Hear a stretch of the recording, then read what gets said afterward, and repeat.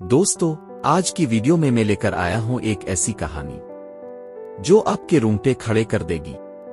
यह है हमारे प्यारे सिंदबाद जहाजी का वो डरावना सफर, जिसमें वो पहुंच गया था इंसान खाने वालों के जजीरे में। और सब्सक्राइब करना मत भूलें। आज हम आपके लिए सिंदबाद जहाजी के चौथे सफर की मुकम्मल और तफसीली दास्तान पेश करते हैं, जो इसके तमाम सफर में सबसे ज्यादा खौफनाक और सबक आमोज साबित हुआ। सफर का आगाज।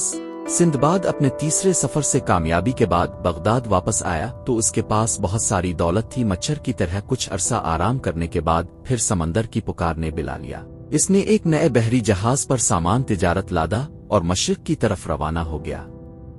कुछ दिन तो सफर खुशगवार रहा। मुख्तलिफ बंदरगाहों पर उसने अपना सामान बेचा और नई चीजें खरीदी। फिर एक दिन अचानक समंदर में खौफनाक तूफान आया। बुलंद लहरों ने जहाज को खिलौना बना लिया। आखिरकार जहाज एक चट्टान से टकराकर टुकड़े टुकड़े हो गया।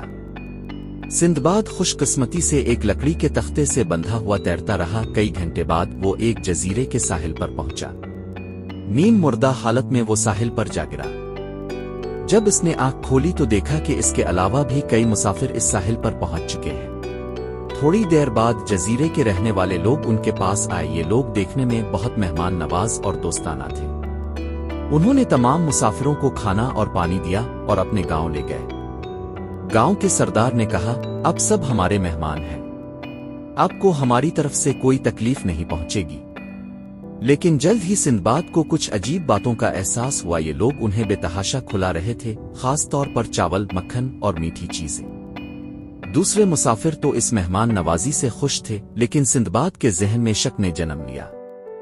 एक दिन जब वो गांव में घूम रहा था तो इसे एक पुराने घर के पीछे इंसानी हड्डियों का ढेर मिला।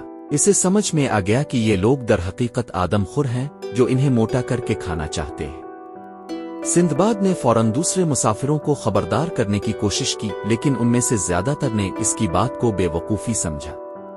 वो कहते, तुम पागल हो गए हो, ये लोग तो हमारे बेहतरीन मेजबान हैं। आखिरकार सिंदबाद ने फैसला किया कि वो खुद ही फरार होने का रास्ता ढूंढेगा। इसने खाना खाना कम कर दिया और छप छप कर वर्जिश करने लगा। एक रोज सिंदबाद ने देखा कि गांव के लोग एक तकरीब के लिए तैयारी कर रहे हैं। इसे अंदाजा हुआ कि ये तकरीब दरहकीकत उन मुसाफिरों के ज़बह होने की है जिन्हें वो काफी मोटा समझते हैं। जब तमाम गांव वाले तकरीब में मसरूफ थे, सिंदबाद चुपके से गांव से निकल भागा और जंगल में छप गया। सिंदबाद जंगल में गहराई में चला गया। वो फलों और जड़ी बूटियों पर गुजारा करता रहा। कई दिनों तक वो जंगल में भटकता रहा, यहाँ तक कि इसे एक और कौम के लोग मिले। ये लोग देखने में बहुत महज़िब थे और उन्होंने सिंदबाद को पनाह दी। उन्होंने बताया कि वो इस आदमखोर कौम को जानते हैं और उनसे दूर रहते हैं। इस कौम में रहते हुए सिंदबाद ने देखा कि ये लोग खजूर से एक खास किस्म की मीठी शराब बनाते हैं।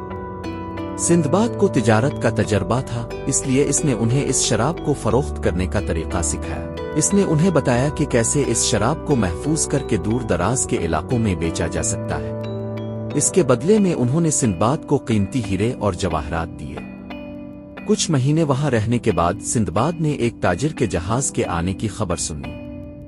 इसने फैसला किया कि वो वापस बगदाद लौटेगा। इसने अपने हीरे जवाहरात को महफूज तरीके से पैक किया और जहाज पर सवार हो गया। जहाज का सफर महफूज रहा और सिंदबाद बिलाखिर बगदाद पहुंच गया। इस सफर में इसने न सिर्फ कीमती हीरे हासिल किए थे, बल्कि इसने एक नई तिजारत, खजूर की शराब का तरीका भी सीखा था। अपने घर पहुंचकर उसने अल्लाह का शुक्र अदा किया कि वो इस आदमखोर कौम के चुंगल से बच गया। इखलाकी सबक। सिंदबाद के इस सफर से हमें दर्ज झैल असबाक मिलते हैं। 1. ज़ाहिरी शक्ल पर कभी एतबार न करो। 2. मुश्किल हालात में होशियार रहना। 3. इल्म की कदर को समझो। 4. कभी हिम्मत मत हारो। अगर वीडियो पसंद आई तो लाइक जरूर करें, शेयर करें अपने दोस्तों के साथ, सब्सक्राइब करें और घंटी बजाना मत भूलें। नीचे कमेंट में बताएं आपको कौन सा सबक पसंद आया। अगली वीडियो में मिलते हैं एक और दिलचस्प कहानी के साथ। अलविदा।